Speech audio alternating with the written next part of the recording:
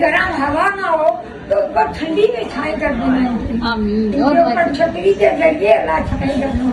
ये पता नहीं कहाँ से आज फरिश्ते 3 साल में ना मुक गई। और आज मुझे एक लड़की मिली, मैं शस्ता के घर जा रही थी और मैं बड़ी, इन्होंने मुझे निकाला ताले डाली उन्होंने। तो मैंने इसको उसका कोड देखा, मैंने इसको कहा ये वकील है, मैंने कहा फिर ये बच्चियां भी ऐसी निकली, इन्होंने आगे निकली। अभी तो मेरे पास पैसे भी नहीं थे, कागज भी सदक के पास है। सुबह मैं सदक के पास गई थी, मैंने सदक को कहा कि सदक मुझे कागज मंगवा दो, तो पैसे भी मंगवा दो। उसने कहा सुबह मैं दूंगी पैसे। बस बेटा, इनके लिए इतनी दुआएं अल्लाह मेरी सुने, इतनी दुआएं सुने, इनको अल्लाह मियां कभी किसी मुश्किल घर में। आज हम आपको एक स्टोरी जो कि केस से रेलेवेंट है वो बताएंगे, जो कि एक्चुअल है, ट्रू स्टोरी है, और फिर उसके बाद उसके लीगल इम्प्लिकेशंस और मॉरल ऑफ द स्टोरी और सोसाइटी के जो ड्रॉबैक्स हैं उनके हवाले से डिस्कशन करेंगे। सो मैं सबसे पहले वकास आपसे रिक्वेस्ट करूँगी कि प्लीज़ आप उस केस की डिटेल्स ज़रा हमसे शेयर करें। जी, तो केस ये था कि हमारे पास हमारी एक एसोसिएट है, वो ट्रैवल कर रही थी रावलपिंडी से इस्लामाबाद। तो ड्यूरिंग दैट ट्रैवलिंग उसको एक उम्र रसीदा खातून, जिसकी एज एटलीस्ट 80 ईयर्स होगी, तो वो ड्यूरिंग ट्रैवल उसको मुलाकात हुई और उन्होंने उसके लिबास से देख के तो पहचान लिया कि आप एक वकील हैं। उससे पूछा, उसने बताया जी बिल्कुल। तो उन्होंने कहा मैंने कोई चीज़ डिस्कस करनी है आपसे लीगल। तो उसने अपने हमारे चैम्बर का जो है वो एड्रेस दिया। तो नेक्स्ट डे वो जो खातून थी वो हमारे चैम्बर आ गई। तो हम लोग कोर्ट में एक आर्गूमेंट करके जैसे वापस चैम्बर की तरफ आए, तो जैसे ही चैम्बर पहुंचे तो आगे वो खातून बैठी थी। हमारा सारा चैम्बर, उसमें हमारे एसोसिएट्स बैठे हुए थे, जिसमें बच्चियां भी थीं, बच्चे भी थे। तो हम लोग जाके जैसे ही बैठे तो वो साथ ही बड़ी परेशान थे और बड़ी अजीब सा माहौल बना हुआ था टेंशन का। तो उनसे पूछा कि खैरियत है, ये बुजुर्ग खातून आई हैं तो क्या वजह है? तो उन्होंने कहा जी कि सर बहुत बड़ा एक हमारे साथ मिसहैप हो गया है, जुल्म है इस खातून के साथ। ये 80 ईयर्स की एज है इनकी, इनके 9 बच्चे हैं, 7 जो है इनके बेटे हैं, 2 बेटियां हैं, और इनके खामन जो है वो उनकी डेथ हो गई है कोई 3 साल पहले। तो कह रही हैं पिछले 3 साल से, जब से मेरे खामन की डेथ हुई है, मैं अपने 2 बच्चों के साथ रहती हूँ और थ्रू आउट जब से उनके साथ रह रही हूँ वो उनकी बीवियाँ मेरे साथ बदतमीज़ी करती हैं, मुझे तंग करती हैं, मेरे कमरों को लॉक कर, मतलब हर तरह से मुझे तंग कर रही हैं कि ये कहीं से बूढ़ी औरत इस घर से भाग गए।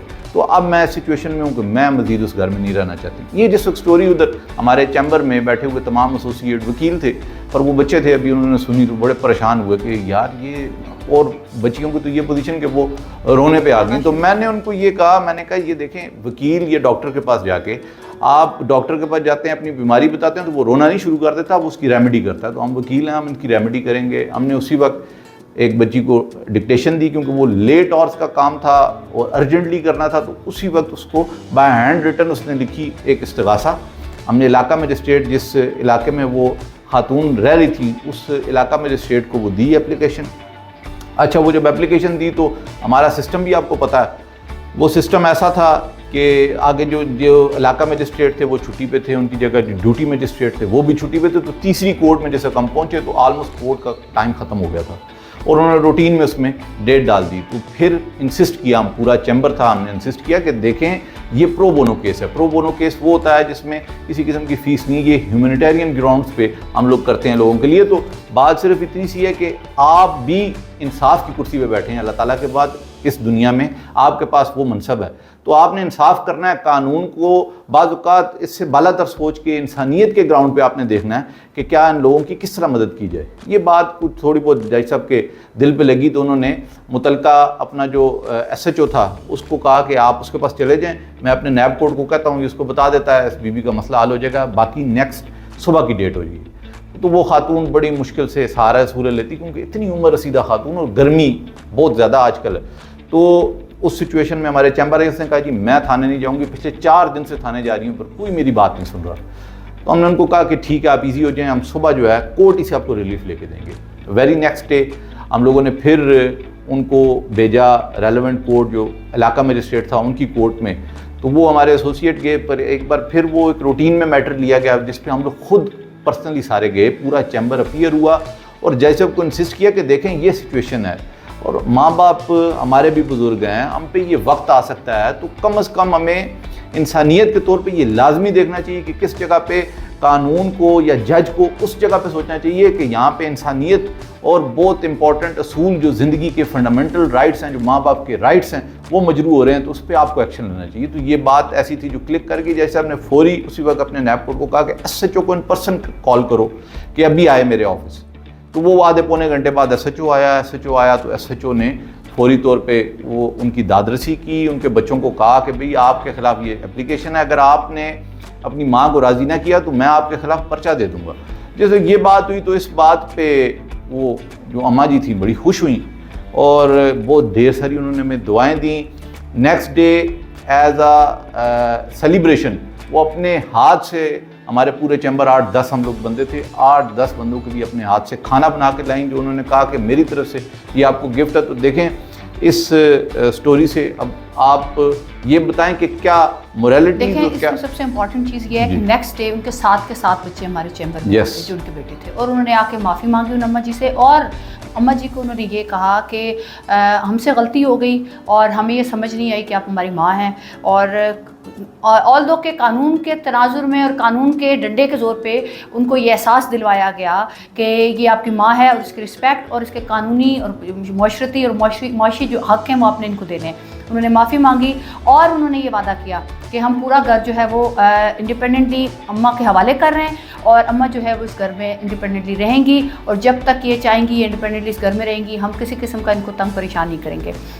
इसमें सबसे इम्पोर्टेंट जो लीगल एस्पेक्ट था वो ये था कि किसी भी ऐसी सूरत-ए-हाल में जब उनको ओल्ड पेरेंट्स को घर से निकाल दिया जाए या उनके साथ सोशली या मोरली बुरा किया जाए, तो उसमें कानूनी रिलीफ क्या है, सबसे क्विक रिलीफ जो आपके आसपास आप अपने लोगों को बता सकते हैं। बहुत सारे लोगों के साथ आजकल ये मसाइल हैं कि उनके वालिदैन बूढ़े हो जाते हैं, बच्चे अपनी ज़िंदगी में मसरूफ़ हो जाते हैं, फैमिली और बच्चे बहुएँ जो हैं वो माँ बाप बूढ़े बुज़ुर्ग होने की वजह से या ओल्ड एज होने की वजह से उनको बोझ समझ के उनको तंग करते हैं। तो उसके लिए सबसे पहले ये है कि इस्लामाबाद में तो सीनियर सिटीजनशिप एक्ट भी बन गया, लेकिन इसके अलावा पाकिस्तान की हर कोर्ट में इस चीज़ को अप्रिशिएट किया जाता है कि जहाँ पे भी मदर्स या ओल्ड एज पेरेंट्स कंप्लेंट्स लेके जाते हैं तो कोर्ट्स उनको बहुत सीरियसली लेती हैं।